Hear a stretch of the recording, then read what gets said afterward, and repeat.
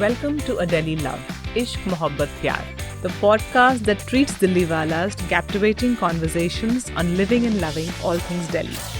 Delhi is not just a place, it's a state of mind, an attitude that leaves a mark on everyone who visits or calls it home. I'm Yasmin Kidwai, your host, a documentary filmmaker, former municipal councillor, and at heart, the quintessential Delhi girl. I love how Delhi is both old and new at the same time. I value its history and heritage and love exploring the new aspects of the city we share. I'm no expert, but I grew up in the gullies here, enjoyed public service here, and just like you, shared a deep passion for Delhi's enigmatic soul. Together, let's embrace the delightful contradictions that make Delhi the city it is. After all, around every corner, there must be 1,000 dastans to share in this megacity of a million conversations. Heritage walks are immersive journeys. They bring us forgotten tales, architectural marvels, and cultural traditions. They're portals to a city's heart, allowing us to learn of the histories and mysteries a city offers. Today we are meeting Sohail Hashmi, a passionate heritage walker, an author, a linguist, social activist, filmmaker, and a heritage conservationist. Sohail Sahab is also a staunch advocate of heritage preservation and history conservation when development and revamping projects are being undertaken. He conducts immersive Delhi heritage walks to introduce citizens, especially children, to Delhi. There is no city like Delhi. Yeah. Unfortunately, we haven't explored. How can you be a student of history living in Delhi, not visit the Red Fort? This was the center of 1857. The first person who started exploring Delhi with his students was somebody who taught history at St. Stephen's College. There are lanes and there are stories in these lanes. In each lane has its own history. 5 days in Agra. It is not enough. It is not enough.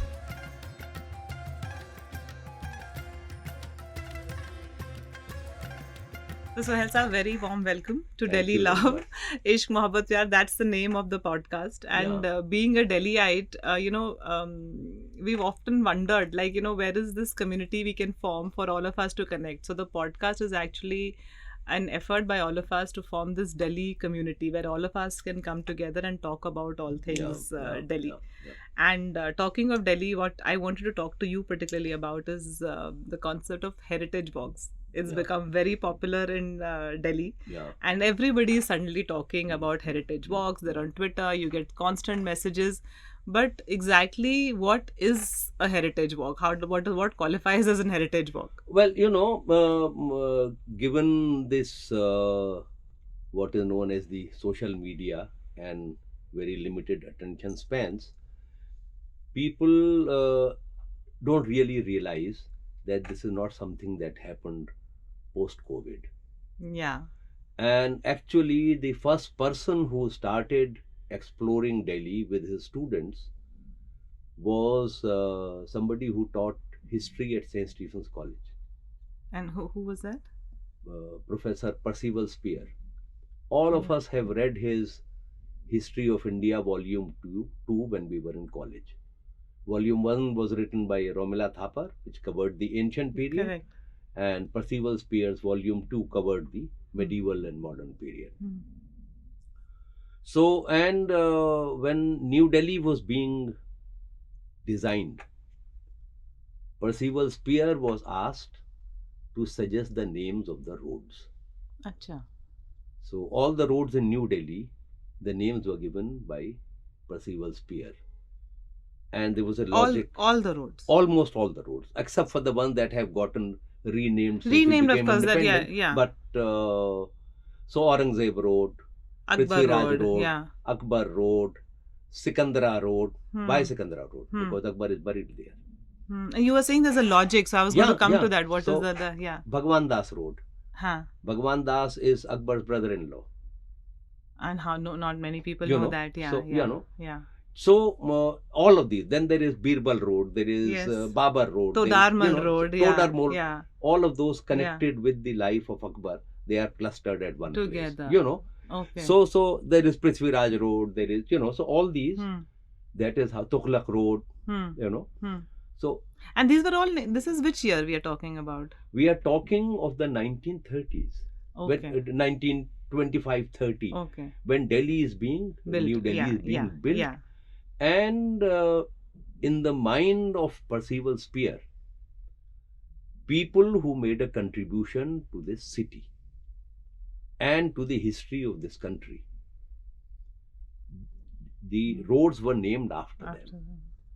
And but it's one of our tragedies. The only musician is Tansen. Yeah.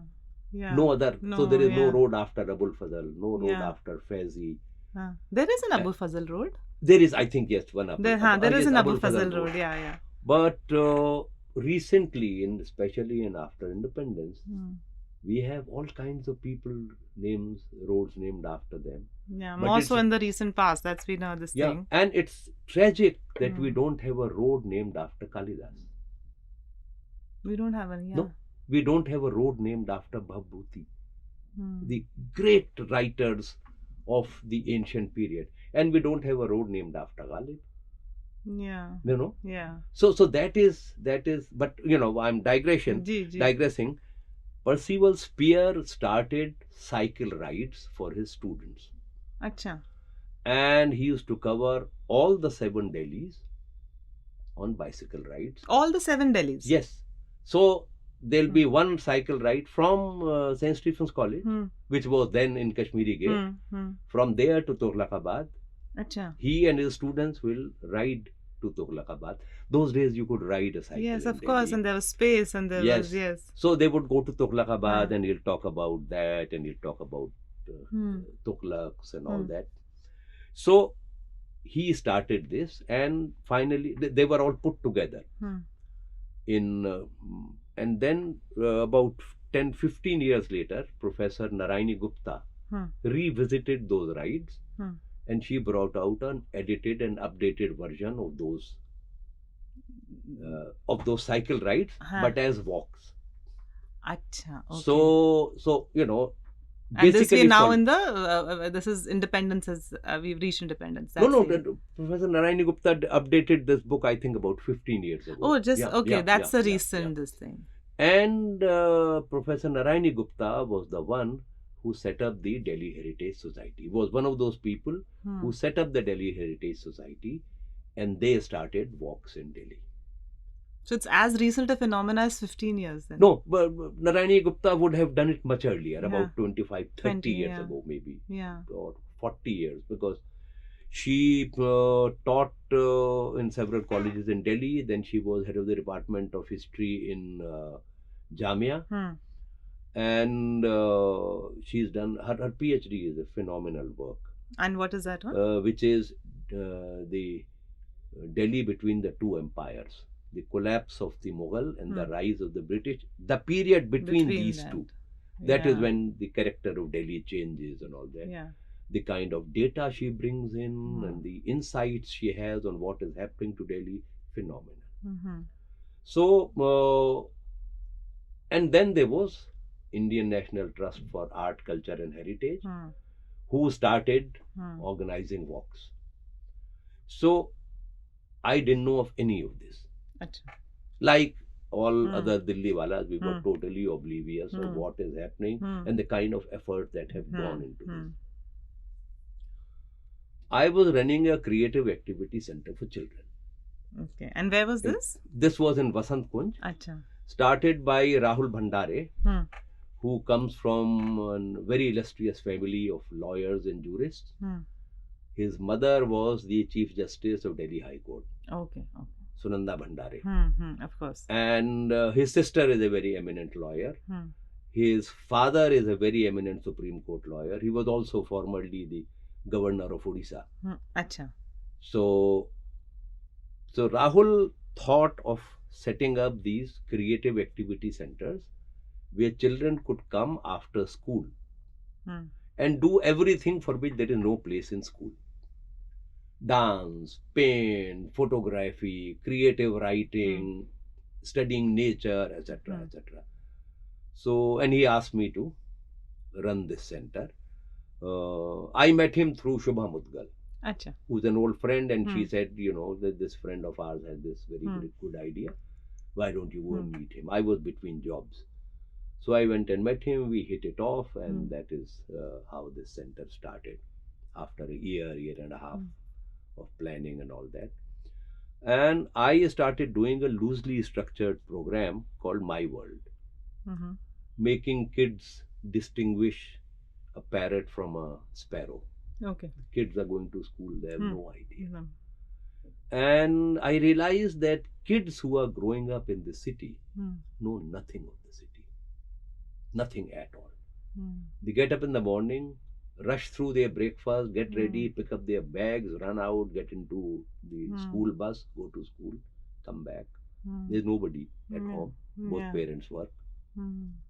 The key is with somebody's house, or it is hidden under a doormat. That was the that's how yes, all our kids have grown up. Yeah. They'll go in, then the mother will call. Yeah. बेटे घर आ गए? वो उसमें fridge में से करी निकाल देना, रोटी वहां रखी हुई है, माइक्रो में गर्म कर लो, देखो बेटे माइक्रो को ऑफ कर देना, खाना खा लो, फिर खाना खा के थोड़ा आराम कर लेना, फिर होमवर्क कर लेना, मैं That's all. That was. And then when the parents come in, then the children are escorted into the colony park. Yeah. They are not allowed to go out on their own because the parks are no longer safe. Yeah. When the mother or father will sit, the kids play for half an hour. Chalo beche, homework karna. Then they do their homework. That was a typical life of and leave. Yeah. If parents have money, then in the summer vacation, kids go to Hong Kong. Yeah. Or Singapore. Or Bangkok. I was going to say that. Yeah. They're not even roaming up. They're not even in their own country. No. Yeah, and whoever, if the parents can't afford it, or they are not getting chutti from office, the parents go to Nana Nani or Dada Dadi. Children are dropped there. They are dropped there for 15, 20 days. That's it. Yeah. So I started these Discover Delhi walks. Acha. With the kids. And since our center was in Vasant Kunj, the first place where I took them was in the Sanjay 1, which is a protected forest. Many of these kids stayed in Vasant Kunj. They had never stepped inside. And they probably didn't know of it also. They knew, but it wasn't considered safe. Yeah, of course. So, वहाँ तो wild animals थे ना. They didn't know what wild animals. So then gradually I began to expand that and started taking kids to the scattered sites of the 7 cities of Delhi. And the kids got very excited. They must have gone and discussed it with their parents, because we used to take them out every second Saturday. Then I got a delegation of parents. Oh, okay. Sir हमें भी दिल्ली दिखाइए. अच्छा. तो ऐसे दिखा देंगे, but उसमें आप बच्चों के साथ नहीं आएंगे. अच्छा. Because kids, you pitch it at a level of the kids. Yes, बिल्कुल. You know. अब वो 6 साल का बच्चा है. He is not interested in Ghyasuddin Tughlaq. Yes. But there is a tunnel he wants to go inside. Yes. You know. There is a step where he wants. You know. So, but you introduce them to these spaces. They are exciting places. Yes. So then I started doing these walks with parents. And there's this magazine called Time Out. Yes, it had about 15 years, 20 years back, become very popular. So they got wind of this, and they began to call me. What are the walks you are organizing this week? And they would list them. To feature them, list them, and the phone number where people could join it. And then NDTV, because one of the parents was working there. Was working with NDTV. Okay. So she went and discussed it with NDTV, and NDTV did a breakfast show with me. Okay. That's how the words spread. So the media has some good... No, absolutely. And so it is through Time Out and through NDTV that these walks became popular in Delhi. Became popular, then through word of mouth it began to spread. But the point I'm trying to make is that this is not something that started yesterday. Correct. This has been going on. There is a history to this. And people have studied it and identified areas, identified a walk that you can do in an area. You can't mapped it. Yeah, and mapped it. You can't suddenly just, So, Intact did great work in this. And only after I had started my walks, that I came across the kind of work that Intac had done, and I started collecting, and I benefited greatly from the work that And you then Intac. you got an award by Intact. That happened, Yeah. that after 10-15 years, and one is grateful for the recognition. But so there is Percival Spear, there is Narayani Gupta, there is Intac. These are the people whose I have benefited from their work greatly. And now there are a whole lot of people. Lots of people, and I Lots of think people. it's kind of social media has kind of put the spotlight on it, has. and there are so many heritage walks happening all over, which is, would you say that's good, because lot more people are getting interested? Absolutely, and the more the merrier, I Yes. say, because this city, which has been a capital for close to 1,000 years, there aren't too many cities like that.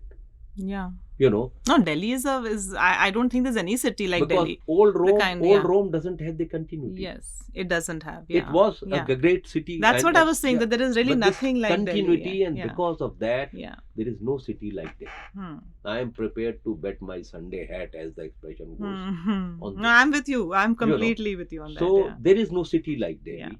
Unfortunately, we haven't explored it enough. Even there's still more to. No, because if you look at how the tourists are brought into the city, they were originally taken to the Red Fort and the Qutub, and then they were put on the bus to Agra. Yeah, the Golden Triangle that had to be covered in like and they were shown 2 buildings in Agra, and then they were put on the bus to Jaipur, and wo raaste mein Parliament and sab dikhate hue, it's like the tour operators did work like that. And but you go to Rome. Every street corner there is a plaque, there is a history. You have more than that in Delhi. And in Rome it's limited to that one area. In fact, Delhi we have like junctures of that. But tell me, with your which is one of the most popular heritage walks as per you in Delhi? Well, the or rather should be, which is like the most important. You see, the request that if people make the request, they would say Chandni Chowk ki walk kara dijiye. Now, I spend quite a lot of my time that it is Shahjahanabad, and Shahjahanabad is not only Chandni Chowk. I do 8 walks in 9. In Chandni Chowk itself?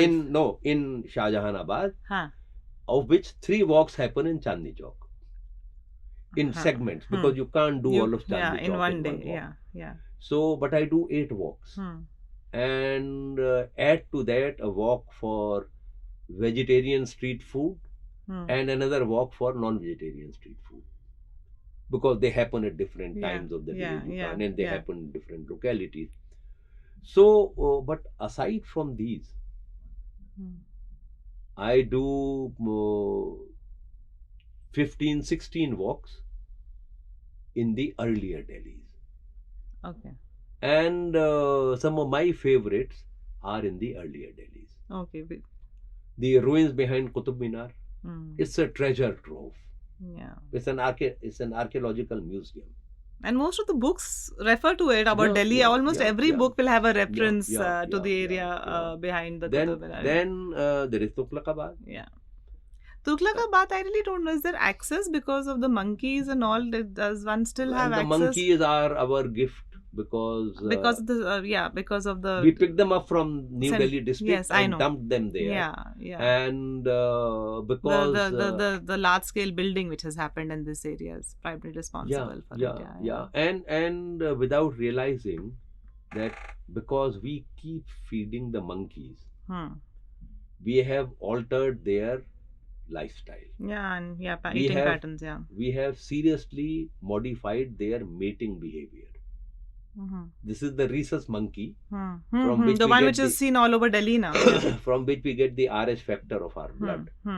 It was first discovered in them. And it is thanks to research on them that blood transfusion became possible. Correct, Now these monkeys in the wild, they mate twice a year. Before the monsoons and before spring. Because by the time the little ones are born, there is plenty of food. Correct. And monkeys eat anything. They'll eat insects, Hmm. and they'll eat fruit, and they'll eat little chicks from nests, Yeah. and they eat eggs. All this becomes available during these 2 seasons. But now, since we are constantly feeding them, they have stopped foraging for food. They know there are people who are going to bring food. And that affects the mating. Because now food is available all through the year. All Animals mate. Hmm. That mating instinct is triggered by availability of food. It is at the peak of summer that all herbivores mate. Because when the monsoon, food is available. And that is why all the carnivores also mate at that time. So by the time the little ones are born, there is grass for them. Yeah. There is grass for the mother, which helps her produce enough milk for the. And for the carnivores, there are these helpless little calves that they can hunt to feed themselves and therefore supply milk for their kids. So that is the cycle. That is the cycle. But then now, are you able to go to that area? Because you can go. You can go. The only protection you have to take is don't carry food with you. And don't attack the monkeys. No. You walk and don't look at them. Yeah. You try attacking them, then you are invited. Yeah. That is, I think, when people kind of this thing them. Yeah. So, how does a typical heritage walk with you go? Can I ask you to describe your a good heritage walk, or how would it go with you? How I do it is, earlier I used to do one walk every Sunday, beginning the first Sunday of October and ending the last Sunday of March. Okay. So 6 months, that will give you about 26 weeks. Yeah. One walk every week. So I did one walk once a year. Are you still doing as many? I do now. I do a walk every Saturday and every Sunday. Acha. It's a different walk. So now I compress them in 13 weeks. Acha, you're not going up. You're starting in October only. Start in October from the first Saturday. Then I do a walk on Sunday. Then next Saturday, Sunday, like that. So by the end of December, I have done all the walks that I do in Delhi. Acha. And then why have you compressed the period? Because then I have January, February, March free, when the weather is still pleasant in Delhi. And not only Delhi, in its surroundings.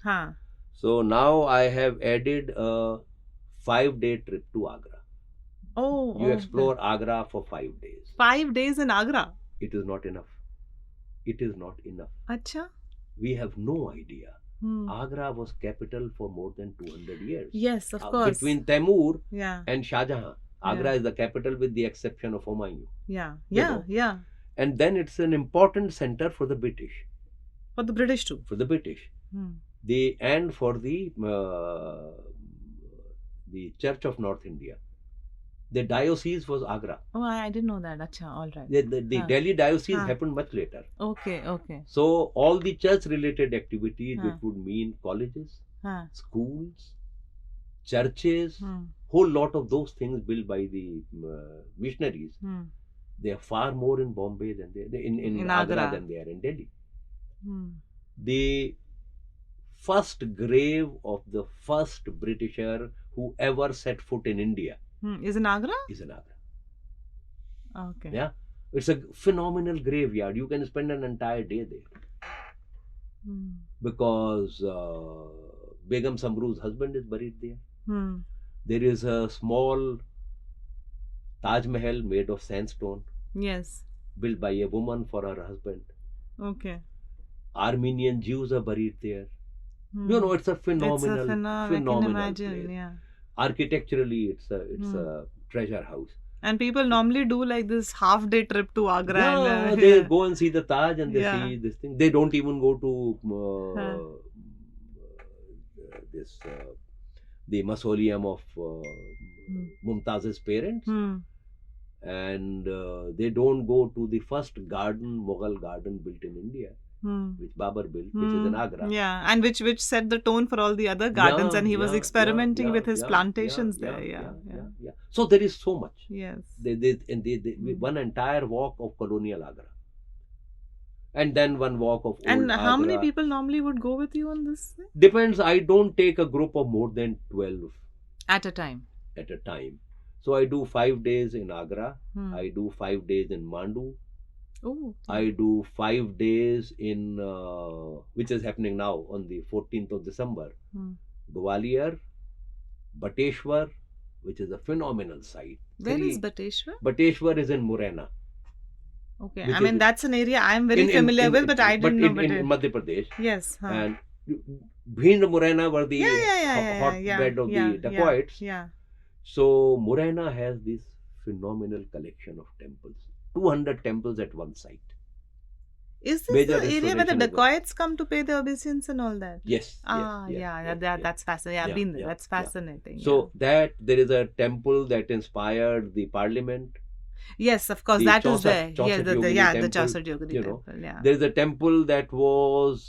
That's an exact. I mean, it's almost if you see it, it's a fascinating. Absolutely. That's a beautiful. Then there is this temple which was converted by when the Jats took over this area. They converted that temple into a little fortress. So just the entry of the temple remains. And what phenomenal carving! What phenomenal carving! Breathtaking. There is an entire scene of Patal Lok. There are skeletons. And you have facial expressions on those skeletons. My God. It just takes your breath away. Yeah. So we go there. So we do Gwalior, we do Bateshwar, then we go to Datia. Okay, The Datia Fort, and then Orcha. So 5 days there. And from this year, I am starting. I and all the Madhya Pradesh tours I do with a very dear friend who knows Agra, Madhya Pradesh very well. So from this year, we are starting a 5-day trip to Bhopal and its surroundings. That itself is like, yeah. So there is Sanchi, there is Sadhara, Bhimbetka, Udaygiri cave, there is Bhimbetka, there is Bhojpur. There is so much. There is so much in this country, and we don't explore these places. In Delhi, you were telling me about the heritage walks here. What is your you said the old ones you enjoy more. What are the kind of, when people who've never been on a heritage walk, they come with you, what are the kind of questions you'll get? How does it proceed? How long is a typical heritage walk? Most of my walks are about 3 hours. But the one behind of the ruins behind Mehroli, they take about 4.5 to 5 hours. Oh. Yeah. Okay. And so that's why I break Chandni Chowk into 3, because I do 3-hour walks across 3 days to be able to, because it's not just one street. There are lanes. And there are stories in these lanes. In each lane has its own history, So one of my favorites in Old Delhi is the walk that I begin from Chavdi metro station, and I end it when I reach Chandni Chowk. Okay, and that typically takes you like about 5 hours. 4 and a half hours. Yeah. So we begin from Chavdi, you do all the history of Chavdi. You also keep on stopping at these street food joints and all that. Then you do this Babe Lalu Jasrai temple in Chipiwalan. It's a 250-year-old temple. And this was built when a substantial population of Punjabi Khatris migrated to Delhi. In the partition period. No, 17th century. In the 17th century. Yeah, right after the death of Babur, of Aurangzeb, in the reign of Farrukhsiyar. There were major migrations of Hindu Khatris and Muslim Khatris to Delhi.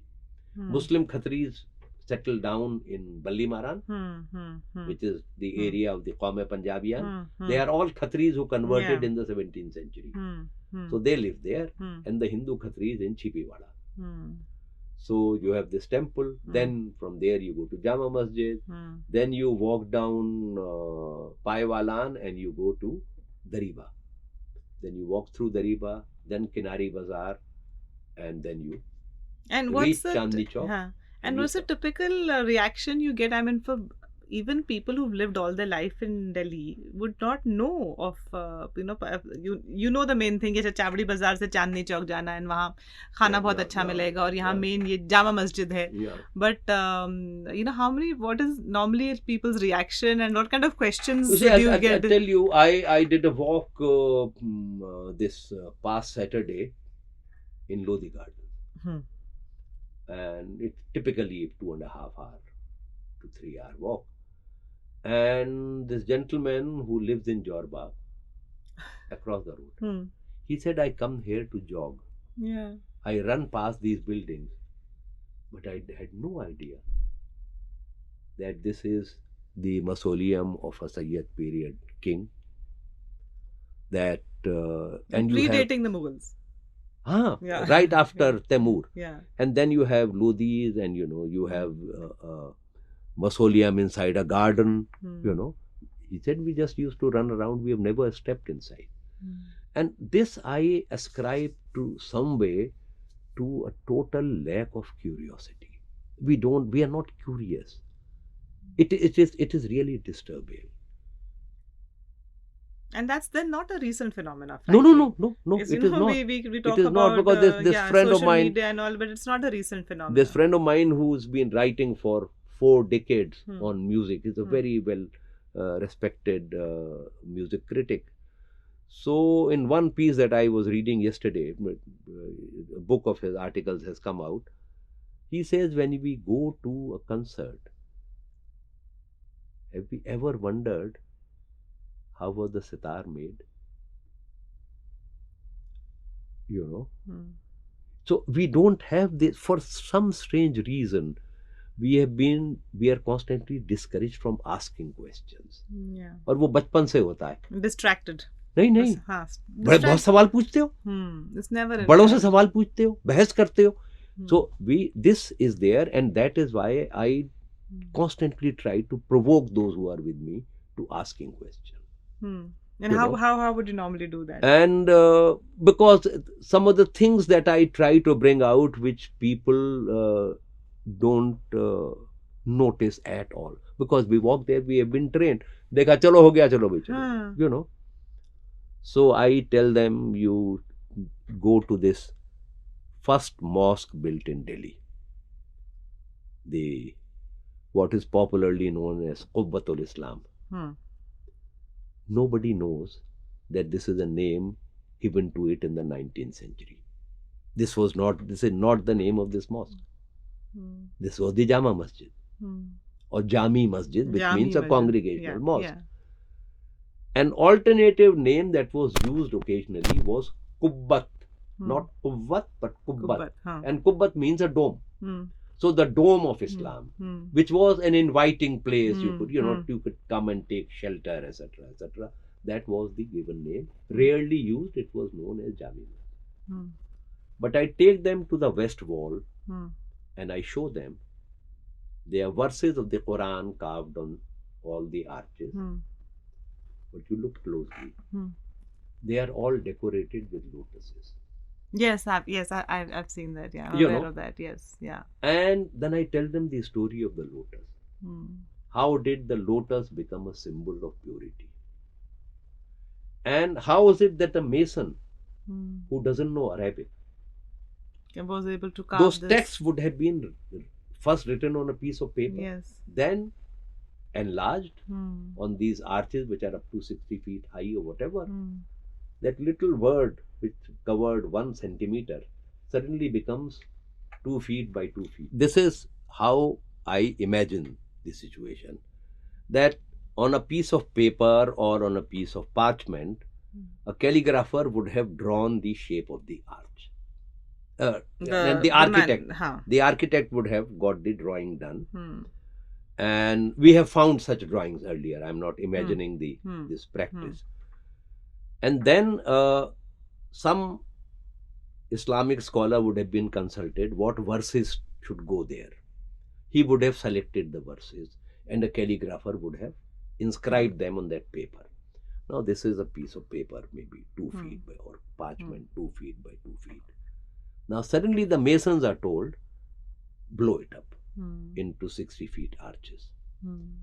So they would begin to carve stones, cut stones to that size, and probably those arches would have been laid out on the ground first. And then the calligrapher would have come with a huge brush and he would have done it, and then they would have done it, and then they would have been told to carve out everything. But before that begin, they realize that there's a lot of empty space. Because you wrote the word bism in 1 centimeter. Now it is 2 feet by 2 feet. There's a lot of empty space. That 1 millimeter on the side now becomes 15 centimeters. After putting it, they must have realized. After it is written down on the expanded stones. Then the architect would have asked the mason, embellish it. Ise decorate karo. Now, the mason does not know Arabic. Yes. He nobody, you didn't import masons from there. Masons are all original, local people. They're local Indians, people. They know the stone, they know how to carve it. So the mason is asked now to decorate it. The mason knows that this is the holy language of these people who have recently arrived. He knows this is a place of worship. What can he carve there but lotus? How beautiful. Because the lotus is the throne of all the gods. You can't get purer than that. And if you look closely at those arches, each arch begins with a kalash. Acha. Inside of each arch there is a kalash, and it is beautifully carved. It has lotus petals on its base. Okay. And then a creeper begins and goes all around the arch and comes down on the other side inside another kalash. And the kalash neck is lined with leaves, and I think they are mango leaves. Now these are symbols that are venerated by the Indians. They are symbols of prosperity. The kalash is a symbol of prosperity, of well-being, of life, and also of death. Because you carry the ashes in a kalash. So all these are Indian icons. They are not Hindu icons. They became Hindu icons when the English began calling them, these are Hindu elements. They are Indian elements. Because and then that's the synchronicity we talk about, the coming together of these two, and it's not an intangible thing. Because you see the spread of the lotus. I think that is how it would have happened in animist times, when we hadn't imagined any gods. We had only symbols to go by. We had the spirit of the forest, we venerated the spirit of the river, the spirit sun, of the mountain, the moon, etc. the nature was, And in that time, somebody noticed this beautiful flower in a pool of stagnant water, of mud, of growing there, and of decomposing leaves and broken twigs and all that. And there is the stink of decomposition. And that the lotus grows. And there the lotus grows. And I would like to believe that it was a woman who first noticed this. Because women notice these things. And she would have said to herself, you can rise above all this muck and be pure. And that is when the lotus became a symbol of purity. And later when we imagined gods, and we imagined gods in our own form, all of them walk on their hind legs. All of them have families, children. You know. Because we started imagining them as they are known as anthropomorphic gods. And they were imagined like this all over the world. The Egyptians, the Sumerians, the Romans, all of them imagined gods in human form. And somebody would have thought they will need a place to sit. And so then you thought of the lotus, because gods could not sit on the ground. They were gods. They required a throne, and we gave them the throne of the lotus. So, do you talk about all this explanation in the heritage walk? I show them. And what is the reaction you normally get on when you're taking people through this? It's such a visually stimulating experience. So it is also because they wonder why has this never been pointed out? Because this is the mosque built by those who demolished 24 temples. and use the stone to build this mosque. And in that mosque, you have this wall covered with lotuses. Yeah. So there are things happening at several levels, and this is what you try to. And that's what show. history is, That right? is what it's the history complicated. is. We have to accept it in its layers. It is the layers, and it is this phenomenal diversity. Yeah. You look at the west wall in the mausoleum of Shamsuddin Altamash. The west wall, which you face if you want to pray for Altamash's soul, it has 8 kalashes and 3 lotuses carved in the west wall. And people have been praying there for 700 years, and nobody had any problem. Till the Anglo-Saxon art historian came and told us these are Hindu elements. They were Indian elements. Yeah. That demarcation only came with the the British putting it. They created this nonsense of Hindu architecture, which we are very aware why that happened. Hindu architecture and Islamic architecture, and so I try to show that these categories are wrong. You have Iranian architecture, you have Afghan architecture, you have not simply 2 different kinds of architecture. Just as you have Chola architecture, Chera architecture, Vijayanagar architecture, Hoysala architecture, you have Jaisalmer architecture, Jodhpur architecture, Bikaner architecture, Bengal architecture, you have Kangra architecture, you have, as many, as many people, as many forms of, and then I tell them there is nothing called Islamic architecture. Because the dome was invented by pre-Christian Romans. Yeah. It is not an Islamic thing. The arch was first used by the Sumerians, much before the Roman Empire. Does this become too much information for people, or is it an interesting story form? But people have been taking it in, and they have been liking it because and they keep coming back. And they tell their friends and all that, because after the NDTV the interview that happened about 15 years ago, maybe longer, I haven't done any publicity. But then tell me, how did heritage walks become so popular in Delhi? In fact, I'm not saying it because I'm a Delhiite and you're a Delhiite, but I would say Delhi has been the pioneer. Now they're happening all over the country. Whichever city you go, the first thing you most people do, or at least other countries have doing it. But in our other countries have been having, but in our country, now, I kind of feel Delhi has been the Delhi has. It's I think because of the history that also the phenomenal layers that are there. But there is this young man who used to be posted in Delhi, and he used to come to my walks. Vinayak Talwar, and he's, I think, a banker, or he's into finance and all that, and then he got posted in Bombay. Now he is a major walk leader in Bombay, and he prefaces his walk by saying, I am not a Bombayite, I am a Delhi wala, but I'll show you your city.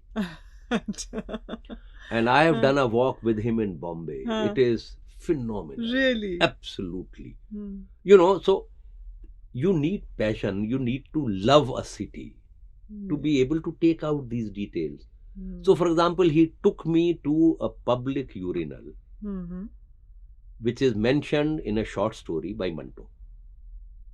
Oh. That urinal is still there. And where is this in Bombay? This is in the right in the old Bombay area near Opera House and all that, in that area. Where the Muslim League had an office, and which is known as the Jinnah House, and next to that is the Congress House, and and where all the concerts used to happen, and where did Master Deodhar organize his concerts, and where did the muse of Raja Ravi Verma live, that area. You need to look at these things, you need to discover them, and then make people realize that in where they pass every day there is history. There is history. What are the kind of people who normally come to your walk in Delhi? What kind of people would there be? Would there be students, or would there be? You mentioned students normally don't come to my walks. They now many colleges fortunately have heritage clubs. That's also a very recent Yes, phenomena. yes, Yeah, this has yeah, happened in the last 10, 12 yeah, years. yeah. Many schools have heritage clubs. Hmm. And so I keep on working with many of these schools. Hmm. For example, with Bluebell School, I did a project which lasted 5 years. Oh, okay. So I took up these kids in class 6 Hmm. and I did a set of monuments, Hmm. some of the earliest monuments, which I continued in class 7, class 8, class 9. Hmm. The same bunch of students, they came over 4 years Hmm. to Oh, yeah. explore Delhi. And that is a changing period in a child's life also, Yes, you yes, know. yes, Yeah, yes, that would yes. have been. But going the heritage walks in the kind of not just you know, whoever is, when there are these where you get a sense of history and your present, does it lead to a sense of identity for Delhi and the Delhiite? Like you do feel a sense of, this is, and not many people know, like you're saying, somebody's, walking in Lodi Garden or running in Lodi Mm, Garden and you're passing it. And this heritage walks help bring a sense of, yeah, build a sense yeah, of yeah, yeah, identity. yeah. No, And no, have you seen that but happen with? I've seen it in strange ways. Hmm. There was a girl who used to come to leap years, Hmm. and she joined these fortnightly Hmm. excursions, Hmm. and then she dropped out. It was an activity center. She came for a couple of years, and then Hmm. she left. Hmm. I was in this university, private university, Ashoka. Hmm. They had called me to talk to their students about Delhi. So I was showing them, doing a slideshow and all that.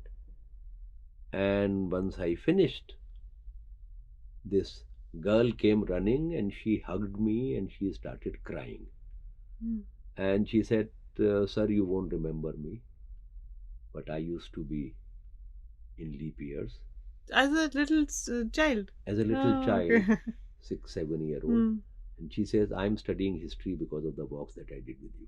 Oh, You know, yes. so it is at this level Hmm. that, and there are several students in Hmm. these schools that I have worked with and taken them on walks and all that. There are many who have Yeah, gone and taken history. as a subject, Yeah, which is yeah, so important for yeah, for the new generations to study where we absolutely. come from. The other thing that which is again a very heartwarming thing, I was doing a walk for the students of an architecture institute, Hmm. Institute of Architecture, and they came and said, I had never understood the Corbel Arch. Hmm. I have understood it today, Hmm. and what important role it has in the evolution of the arch. Hmm.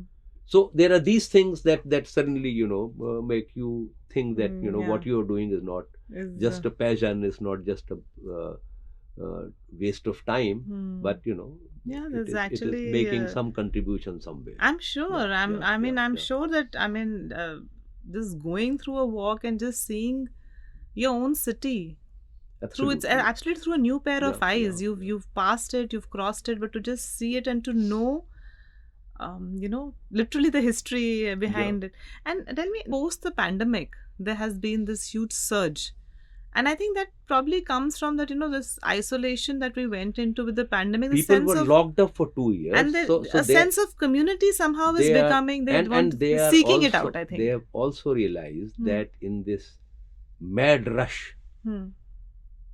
to achieve, to reach somewhere, etc., they are missing out on all this. Hmm.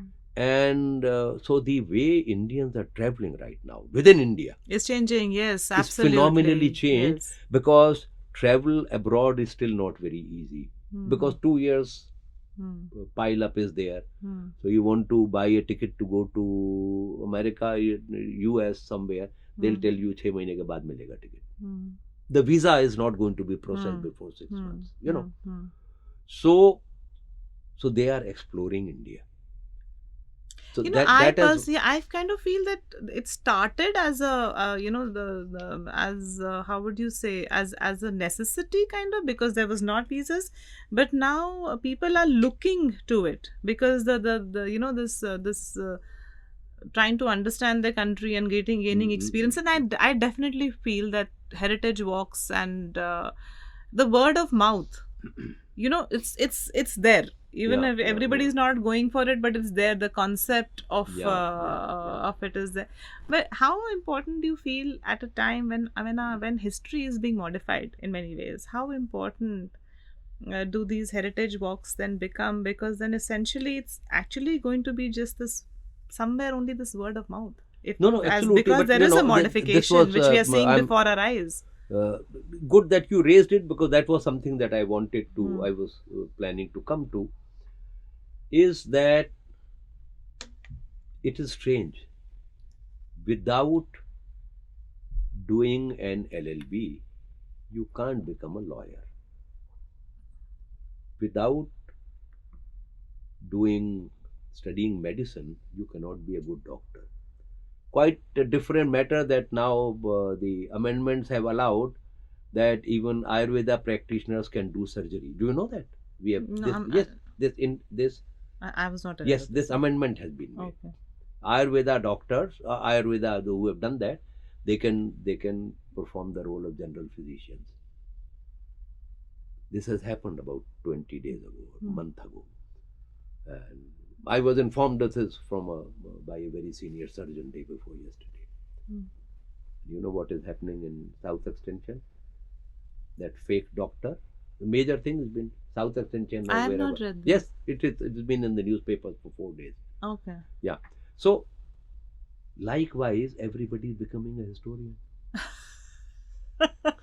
without ever studying history. Now, when somebody from the newspapers or one of these social media people, they want me to write something or they interview me, how do we describe yourself? Historian, I insist to be not described as a historian, because I have not studied history. I'm not a historian. Conducting heritage walks is not history. But even doing something like this, you need to study. And everything that you speak, you have to cross check. So I caught these two girls with a bunch of American tourists, and they were sitting with a enlargement of a map. I know that map very well. It's an 1850 map of Shah Jahanabad. They had scanned a part of that, and they were talking some total and utter nonsense and pointing out things to them. This was built in this century and this was built in that century. And I had taken some people to that street. I couldn't stop myself. I said, look, stop doing this. This city was built in the 17th century. And all this area was either agricultural land or desolation. There were no ancient temples here. There were no structures here. That entire area just had one bauli, one step well. Otherwise, it was agricultural land. And there are records. Which specific area are we talking about? Shahjahanabad. Shahjahanabad. Shahjahanabad. Hmm. There are land records of the land that was acquired to build the city. So don't do this, and you're not helping anybody. You're creating biases. And many of those who are conducting, not many, but at least some of them, are fly-by-night operators. They pick up things from Wikipedia and present that as history. Wikipedia is not a source of history, Correct. because anybody can write anything on Wikipedia. It's an open source encyclopedia. There are some well-meaning people who write posts which are good, but there are also those who have no idea and they're posting stuff. Which is what I was coming to, like, how somebody wants to do a heritage walk, and how does one? It's like quacks. How do you protect yourself from from a quack? And which I was also going to ask that earlier, if one wanted to visit a historical monument, there were guides available. You would go with a guide, and as compared to seeing it with a somebody who has genuine knowledge and is conducting a heritage walk. So how do you differentiate? I mean, how do you not get caught up with a quack? You see, I think the first thing is use your own common sense and don't suspend disbelief. Anything being told to you by anybody, begin questioning. And this is what I tell everybody. I said, don't believe a word of what I've told you in the last 3 hours. Go back and double check.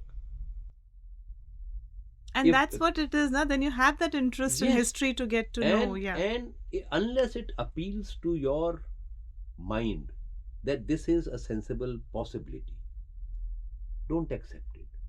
Now, somebody stands near the Qutub Minar and says this was built by Prithviraj Chauhan, and it was built because Sanyukta had taken a pran that she will not eat. This is a guide. I stopped him.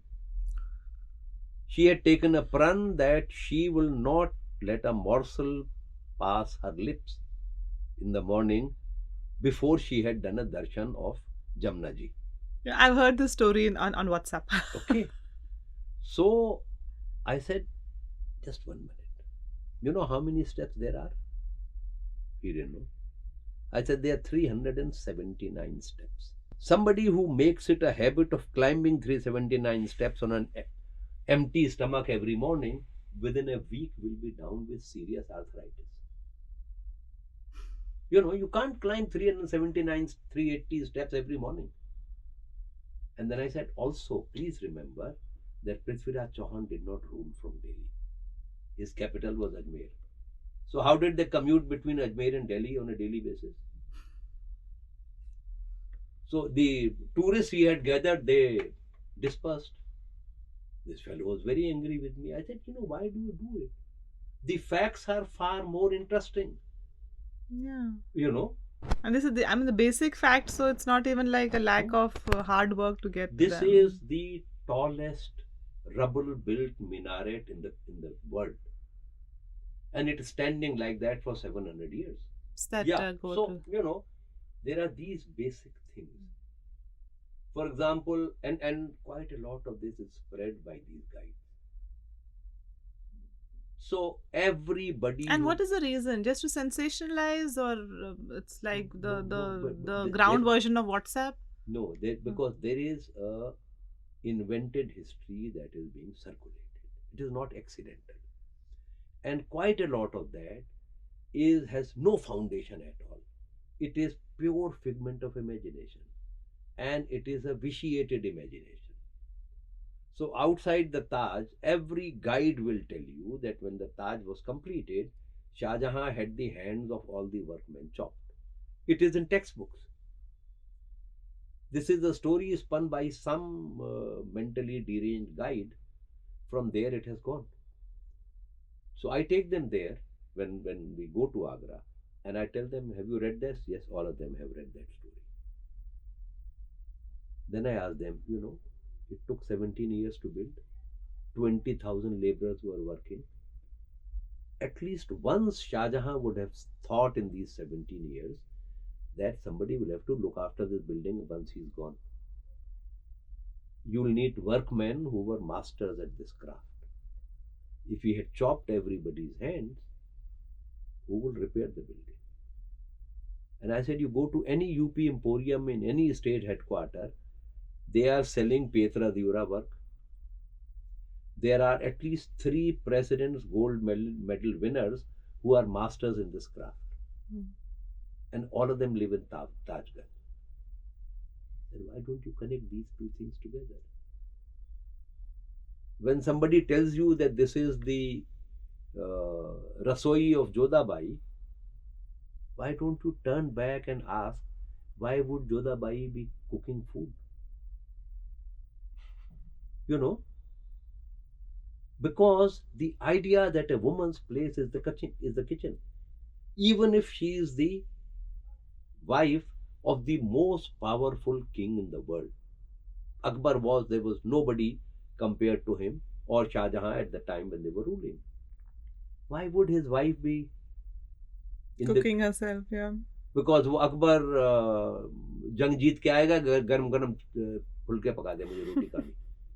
You know, this comes from this extremely narrow minded imagination that a woman has to be in the kitchen, even if she is and Jodhabai didn't even exist.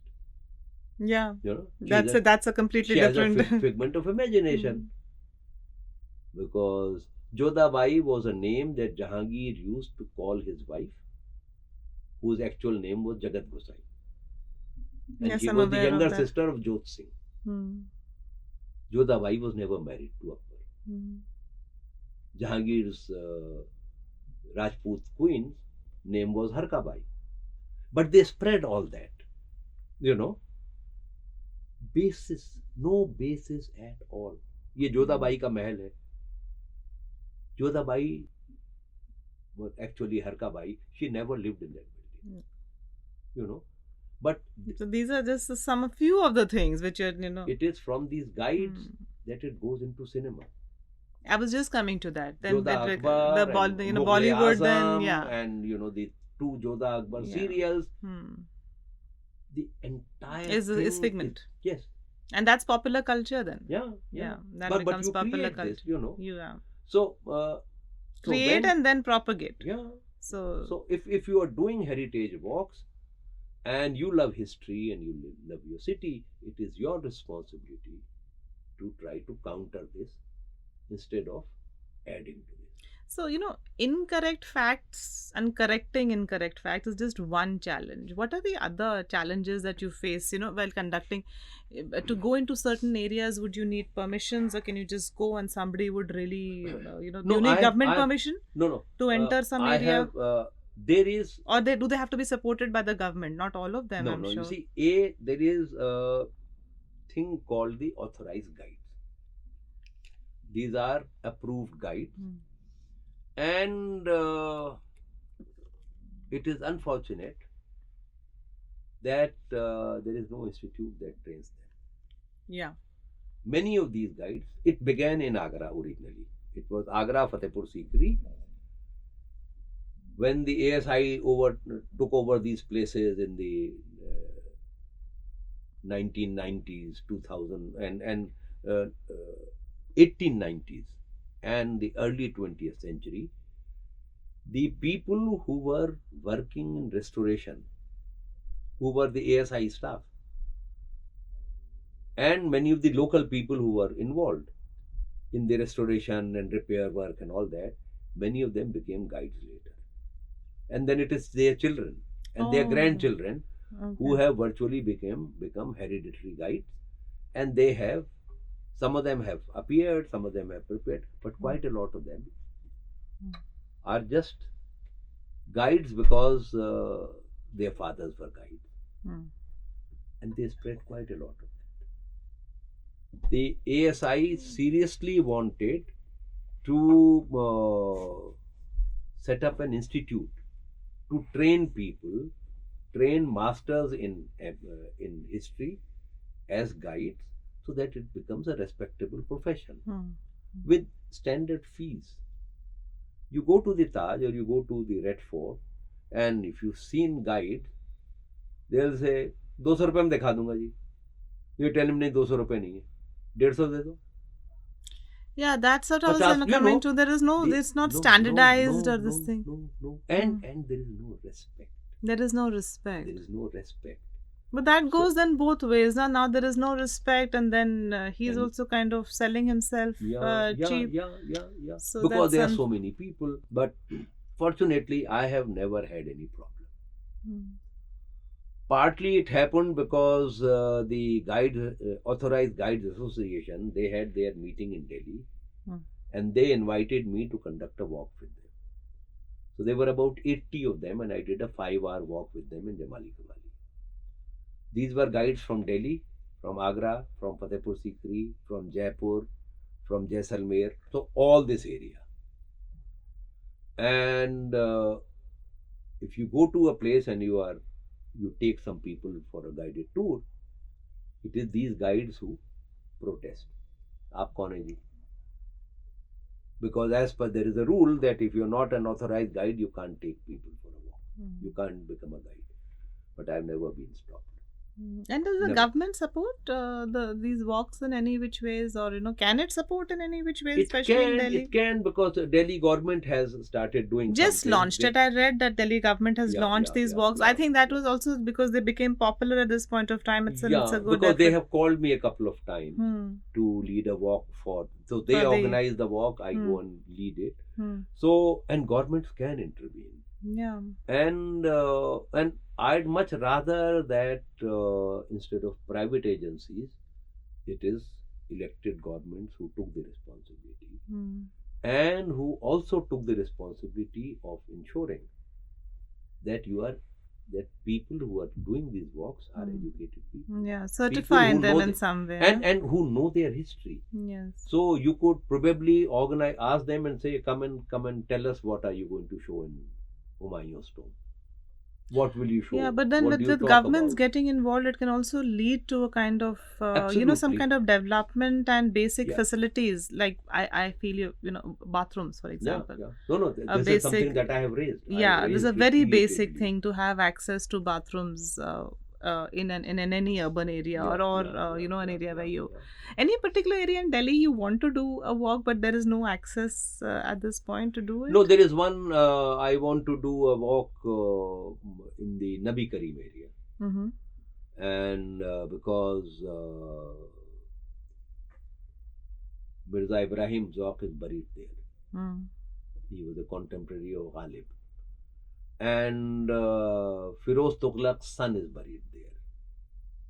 And it's a very important area.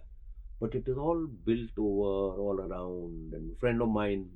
Which part of Delhi would this be? This is in Pahadgajari. Okay. Nabi Karim. So, a friend of mine who's written a book on the 19th century poets of Delhi, he and another friend's son, they spent weeks wandering around finally to locate the grave of Zauq. Because for many years, they had built a toilet on top of it.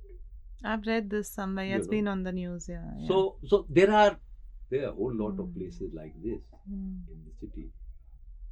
But also there's I feel an issue which Delhi any which faces, like there are multiple government agencies, and for especially in the heritage areas, there would the ASI, Archaeological Survey of India would have a say and a present, and then there's the Delhi government, and then there is the access would probably be controlled by another.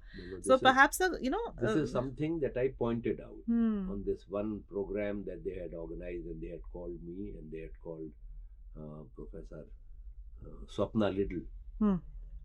So, and there when I was asked to speak, Swapna was the lead who talked about this whole heritage thing, restoration and all that. And I had 5-7 minutes to speak. So I said there, why don't you have this area? It has about 7 or 8 protected monuments, 4 protected by Delhi government, 6 protected by Archaeological Survey of India. The ASI protected monuments open at sunrise. The Delhi government protected monuments open at 10 o'clock. I'm a tourist. Right.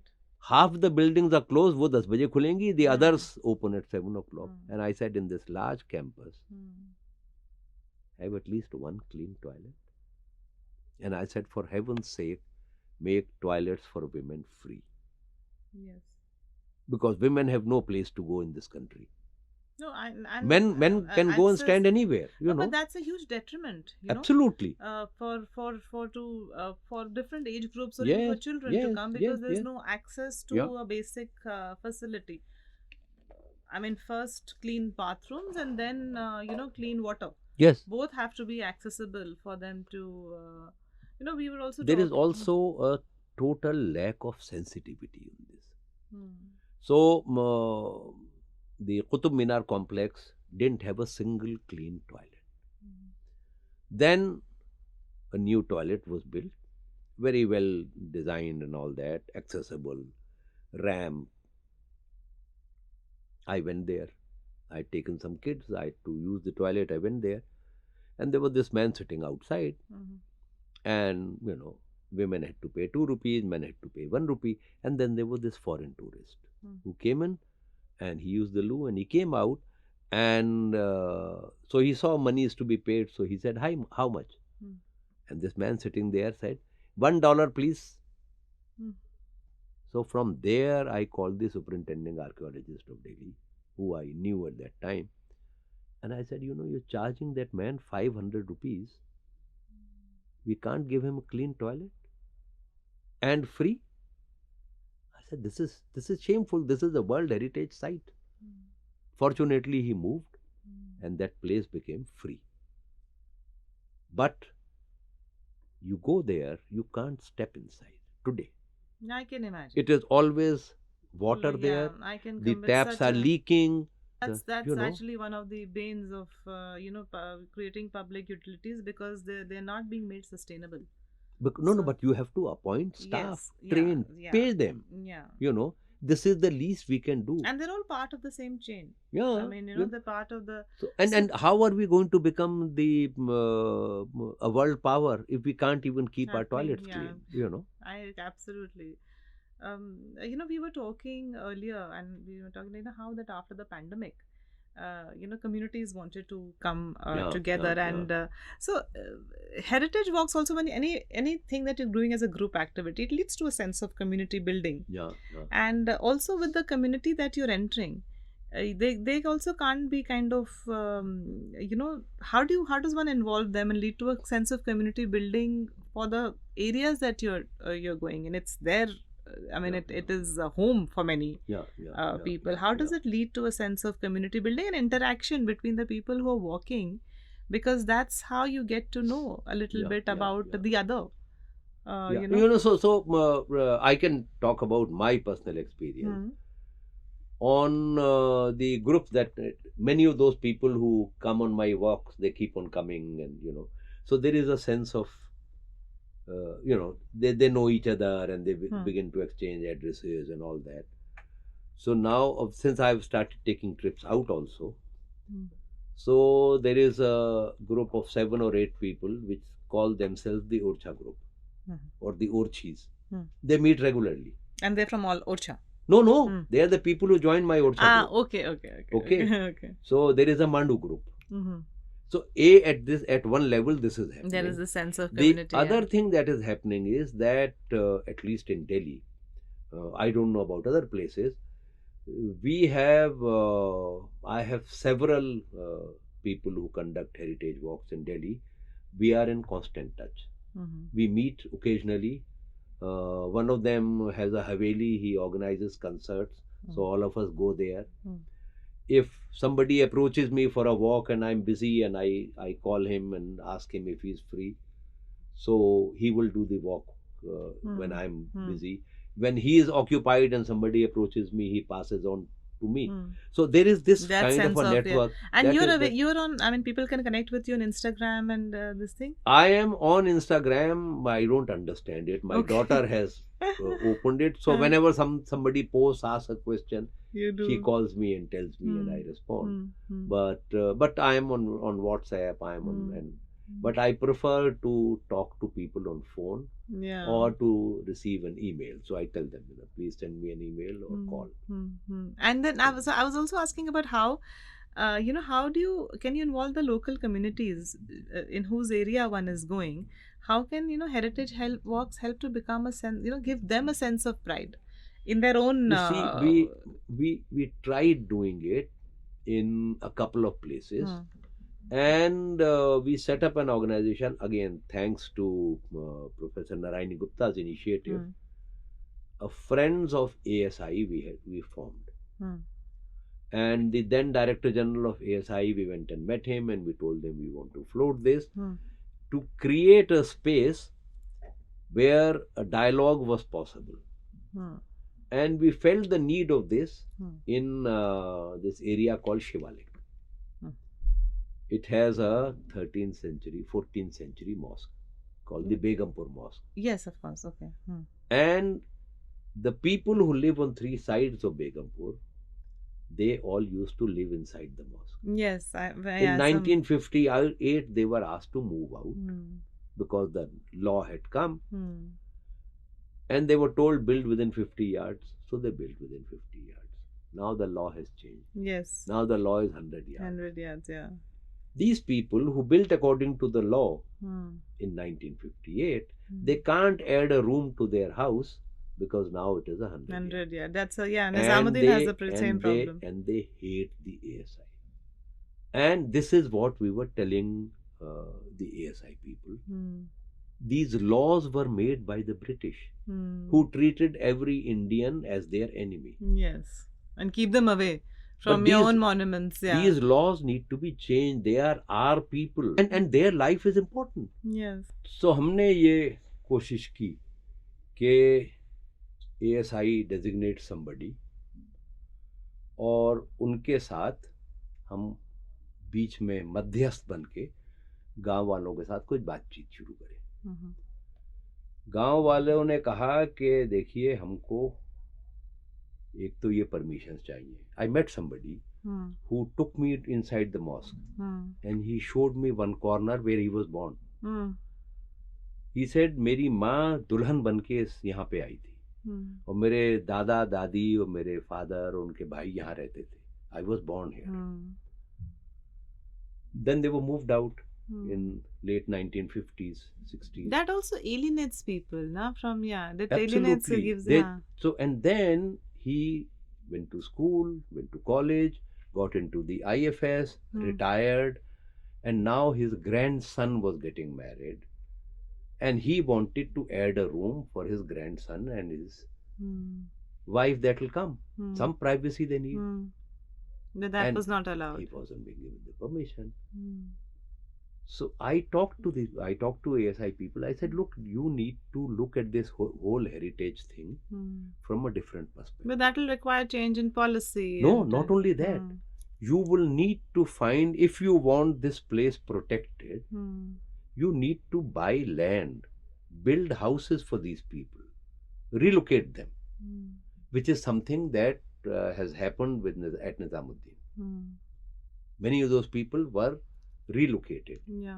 because the Dorabji Tata Trust and Aga Khan and You're all talking that. of the Basti. Yeah, Yeah. they were Yeah. able to find funds Yeah. around the Yeah. Yeah, around the that's Bauli, yeah. around Yeah, the around the Bauli. Bauli, yeah. But if you are serious about heritage conservation, There has to be some. I you think have that is. to- We were, in absolutely. fact, You have we to have been invest in talking it. of Nizamuddin, and that's. Yeah, I think one of a good example of public-private Yeah, partnership yeah, which yeah. has come, and perhaps I kind of feel the idea of having pilot projects like this is that then they're emulated. yeah, yeah. So Because Nizamuddin and the what work that. happened to that garden outside the school? Hmm.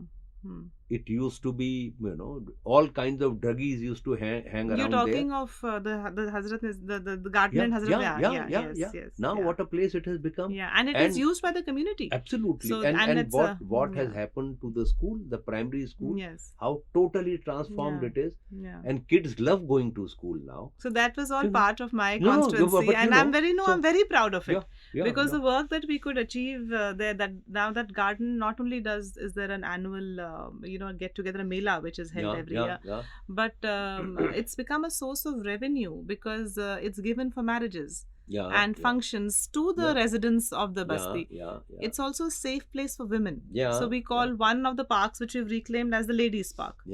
And the women can go there and children can go there. So, but that is actually an example of a lot of all these government agencies coming together. Absolutely. To work, And also the way the youth of that area who just used to hang around at the pawn shop because there's nothing to do. Yes. Some of them have become guides who conduct heritage walks in that area. Yeah. In the Humayun's tomb, there are some of them are running guides. Yeah, Humayun's tomb in. But you know what Abdul I Rahman find Khan very Khana. interesting is that the sense of pride, because here was this urban cluster in the heart of Delhi, and people had no sense of the area that they're living in, or and there's unemployment.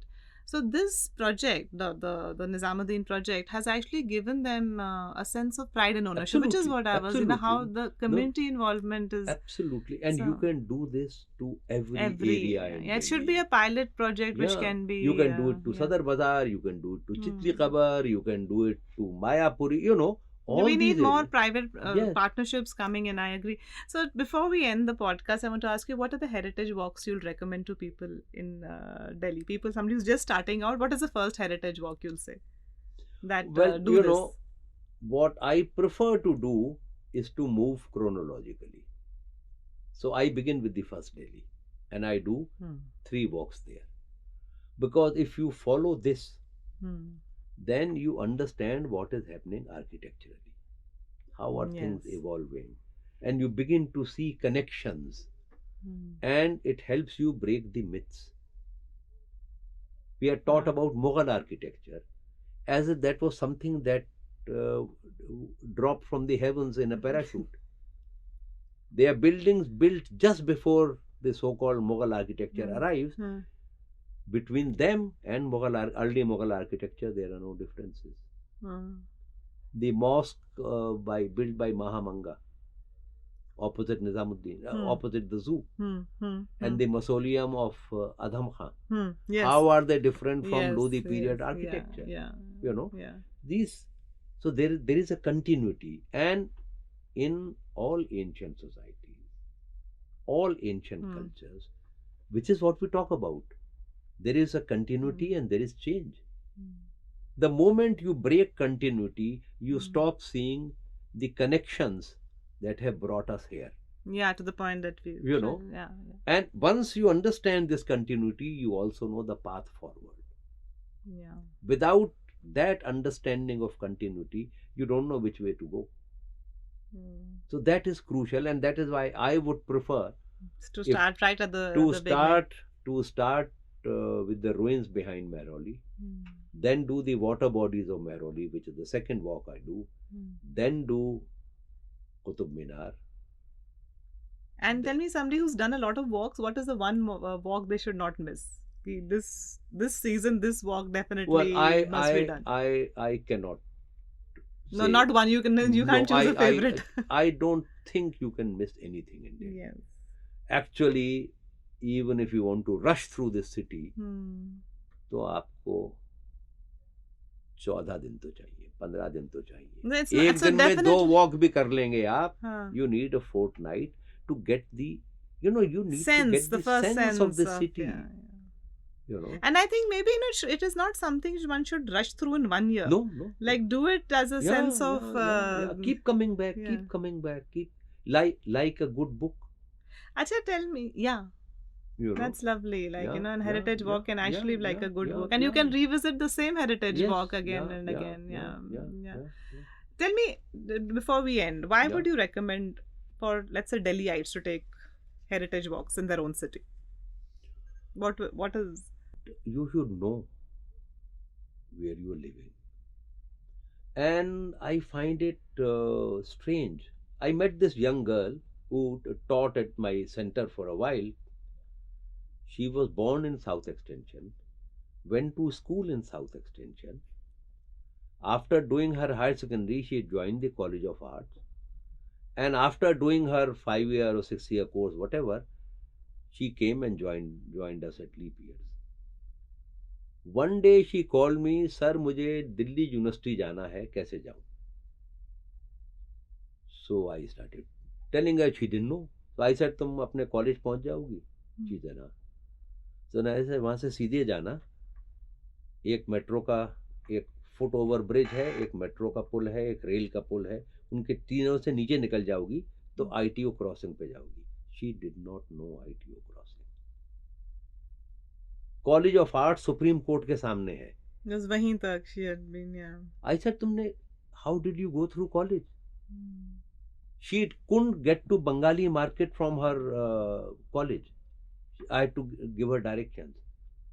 Now this is the total lack of curiosity Which we which were I talking mentioned about earlier, yeah, yeah. and I was doing a walk for the students of history of Miranda College, second year and third year students in Chandni Chowk. and I had told them to meet me outside the Jain Mandir.